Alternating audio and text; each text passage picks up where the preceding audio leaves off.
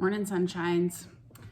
I have been dealing with some pretty significant muscle, tendon, whatever, pain for a couple of months now. And someone suggested using heat to treat kind of tense and tension in my muscles.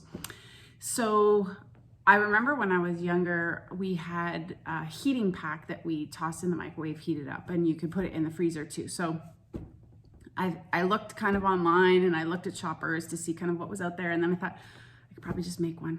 So I looked and researched to see what people used kind of in their heat packs, and it was all over the map. Some people said to not use food items because they go bad and they rot and they smell. Some people said to use rice over wheat and oats, but I specifically remember the smell of the oats in this heat pack, or this sweet smell. And you can use herbs like lavender or chamomile, but I'm just going to try and make a super simple one. I'm going to take you along for the ride. I've never done this before, but I think it's pretty simple. My little sister gave me her old sewing machine, which is like brand new, but never used it. So I'm going to put the old Singer to the test here. So I purchased steel cut oats. I bought them from the bulk barn, and I also purchased like wheat. So this is wheat.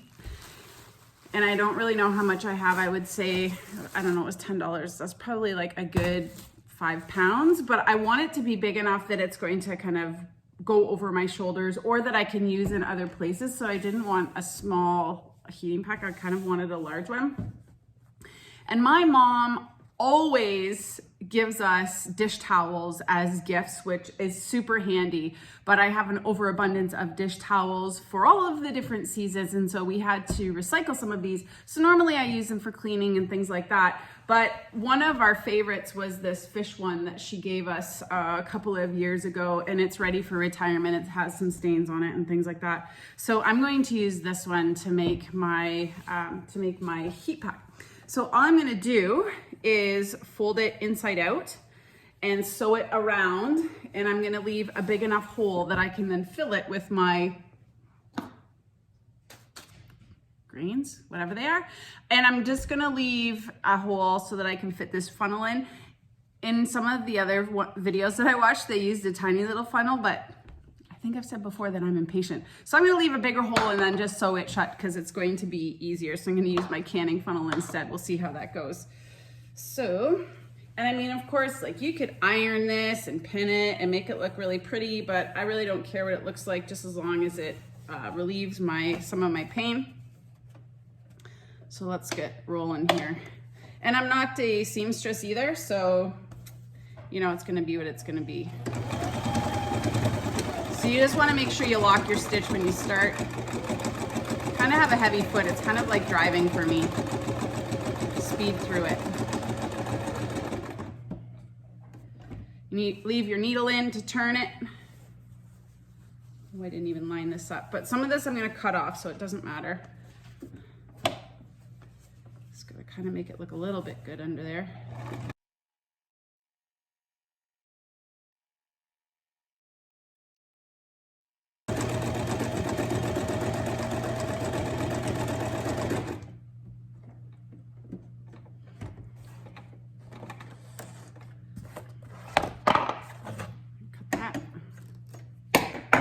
Make sure the hole is big enough. I feel like I didn't make the hole big enough. Oh, didn't leave a big enough hole. I just got a little carried away.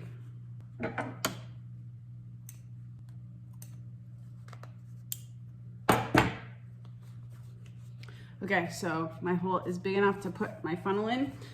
I'm just going to reinforce that with another line of stitching.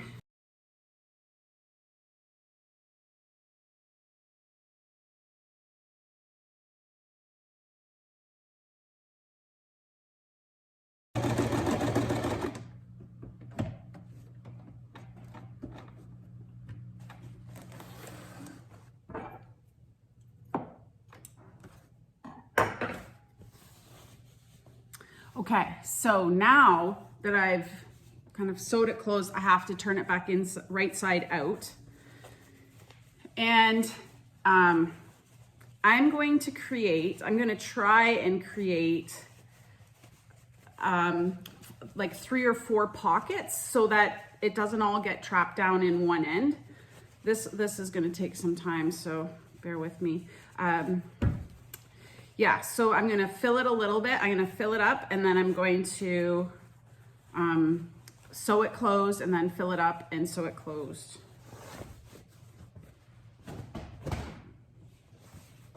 It helps when you're doing this to have something with a long handle to poke the corners. So I'm just going to get a wooden spoon. I jumped the gun a little bit and I forgot to trim around the edges. So if this one works, the next one I make, I'll probably trim around the edges a little bit because I left quite a bit of, but it doesn't matter. It's still going to be hopefully effective. So now I have like a sock, my fish sock. Looks like actually pretty good, folded right in half. There's a fish on that side and fish on that side. Okay, so now I'm gonna fill it, and actually it works out really well because Brian just came in, so I'm gonna have him hold it and I'm gonna try and fill it. I have no idea how much to use, and I didn't get as much wheat as I did the seal cutout, so who knows. I'm gonna start with a cup of each. Maybe I don't have enough for this whole thing. I don't know. And I'm gonna put another cup.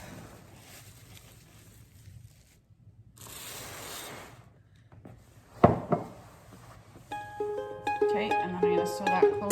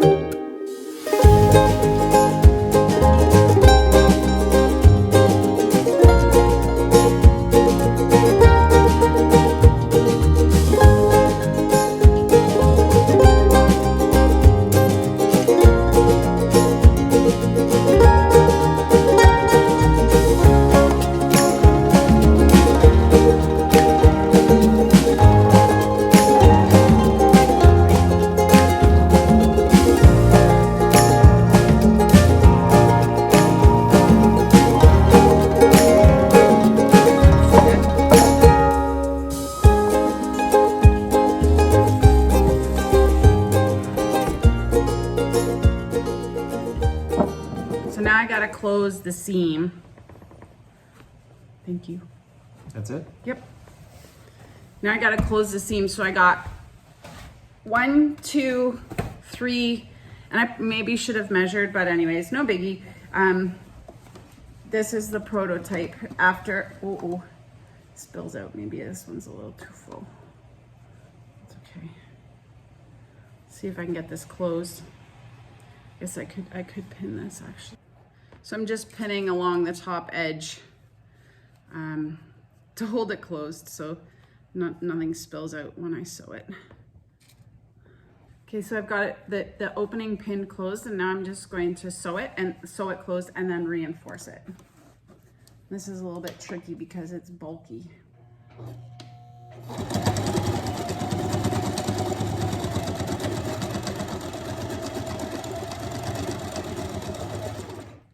Now I'm just going to use the pins to hold out the filling from getting to the end. I've stitched it closed so that I can get a good finish along the edge. I'm going to do that all the way down.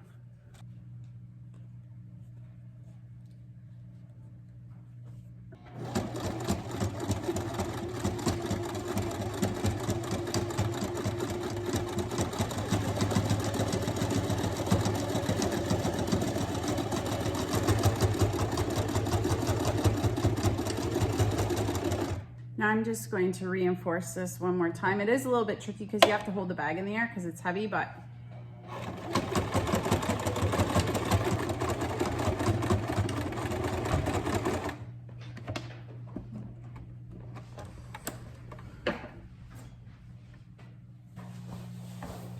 that's heavy.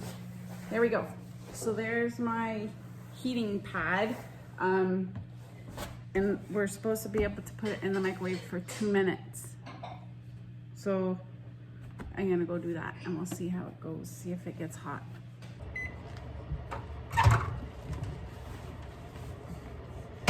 That's heavy. I'm sure most people don't make theirs this big, but let's see.